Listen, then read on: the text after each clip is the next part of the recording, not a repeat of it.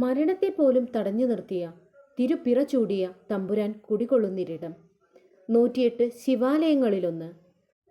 മഹാദേവൻ മൃത്യുഞ്ജയ ഭാവത്തിൽ കുടികൊള്ളുന്ന തൃപ്രങ്ങോട്ട് മഹാദേവ ക്ഷേത്രം മലപ്പുറം ജില്ലയിലെ തിരൂർ താലൂക്കിൽ സ്ഥിതി ചെയ്യുന്ന ഒരു പവിത്രമായ സന്നിധിയാണ് തൃപ്രങ്ങോട്ട് മഹാദേവ ക്ഷേത്രം.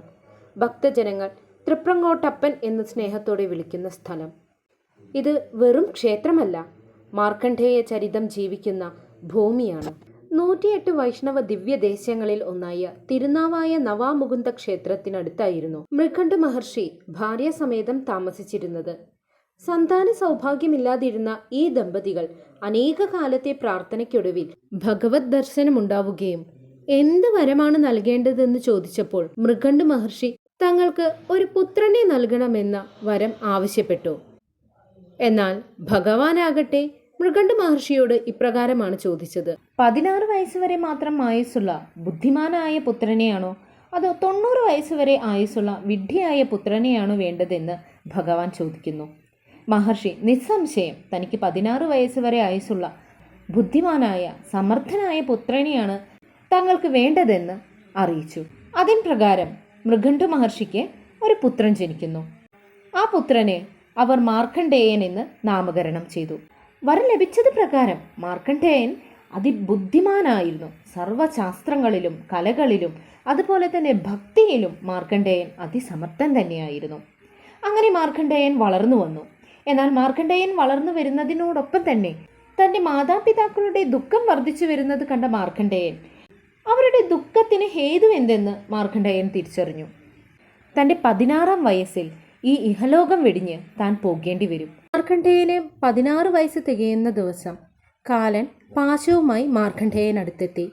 ഇത് കണ്ട മാർക്കണ്ഡേയൻ ഭയത്താൽ അടുത്തുള്ള നവാമുകുന്ദ ക്ഷേത്രത്തിലേക്ക് പാഞ്ഞെടുത്തു.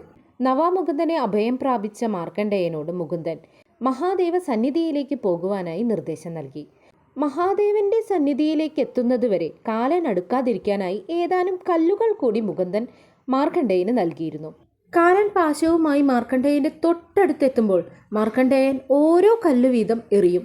അപ്പോൾ ആ സമയം കാലൻ കുറച്ചു നേരം ഒന്ന് ശങ്കിച്ചു നിൽക്കുകയാണ് ഉണ്ടാവുക. ഈ സമയം കൊണ്ട് മാർക്കണ്ഡേയൻ അതിവേഗത്തിൽ ശിവക്ഷേത്രത്തിലേക്ക് ഓടി. മാർക്കണ്ഡേയന് വഴികാട്ടിയായി നവാമുകുന്ദനും ഒപ്പം കൂടിയിട്ടുണ്ട്. ഇപ്പോൾ തൃപ്രങ്ങോട്ട് ശിവക്ഷേത്രം നിലകൊള്ളുന്ന ഭൂമിയിൽ ശ്രീ മൂലസ്ഥാനത്തായി കരുതി വരുന്ന കാരണത്തിൽ ശിവക്ഷേത്രമേ അന്ന് അവിടെ ഉണ്ടായിരുന്നുള്ളൂ. എന്നാൽ ക്ഷേത്രത്തിലേക്ക് മാർക്കണ്ഡേയനെ എളുപ്പത്തിൽ പ്രവേശിക്കുന്നതിനു വേണ്ടി സമീപത്തുണ്ടായിരുന്ന ഒരു ആൽമരം 2ആയി പിളർന്ന് മാറിക്കൊടുത്തതായും പറയപ്പെടുന്നുണ്ട്. കാരണത്തിൽ ശിവന്റെ ശ്രീകോവിലിനുള്ളിൽ കയറി മാർക്കണ്ഡേയൻ ശിവലിംഗത്തെ ആലിംഗനം ചെയ്തു കിടന്നു. യമൻ മറ്റു വഴികളില്ലാതെ ശിവലിംഗത്തോടൊപ്പം തന്നെ തൻ്റെ പാശത്താൽ മാർക്കണ്ഡേയനെ ബന്ധിച്ചു. ഇതിൽ കോപിഷ്ഠനായ മഹാദേവൻ രൗദ്രഭാവത്തിൽ അവിടെ പ്രത്യക്ഷപ്പെട്ടു. അതീവ കോപാകുലനായ രുദ്രൻ 3 ചുവടുകൾ വെച്ചതിന് ശേഷം കാലനിഗ്രഹണം ചെയ്തു. ശേഷം അടുത്തുള്ള കുളത്തിൽ കാലനിഗ്രഹണത്തിനായി ഉപയോഗിച്ച ത്രിശൂലം കഴുകി. രൗദ്രഭാവം പൂണ്ട മഹാദേവന്റെ രൗദ്രത കുറയ്ക്കുവാനായി ശ്രീ പാർവതി തന്നെ ഭൂമിയിൽ അവതരിക്കേണ്ടി വന്നു. കാലനിഗ്രഹണത്തിനായി 3 ചുവടുകളാണല്ലോ ഭഗവാൻ വെച്ചത്. ഈ ഓരോ ചുവടിലും ഓരോ ഗോപുരങ്ങൾ നിർമ്മിച്ച് അതിൽ ഓരോ ശിവലിംഗങ്ങളും നമുക്കിന്ന് കാണാൻ സാധിക്കുന്നു. കാലസംഹാരം നടത്തിയ മഹാദേവനെ ശാന്തനാക്കിയത് ശ്രീപാർവതിയായിരുന്നു.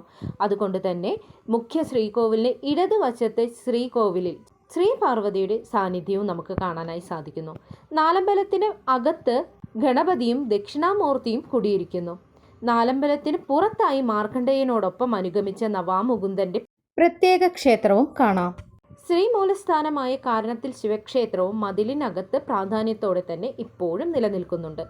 വേട്ടയ്ക്കൊരു മകനും ഭദ്രകാളിയും ധർമ്മശാസ്താവും ഗോശാലകൃഷ്ണനുമാണ് മറ്റു ഉപദേവതകൾ.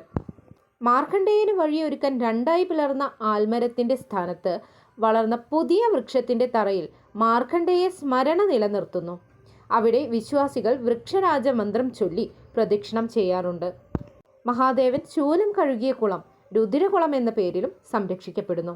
ഈ കുളം ആരും ഉപയോഗിക്കാറില്ല. ക്ഷേത്രത്തിലെ പ്രധാന തടാകത്തിന് പുറമെ ശാന്തിക്കുളവും മറ്റൊരു കുളവും കൂടി ക്ഷേത്രത്തിലുണ്ട്.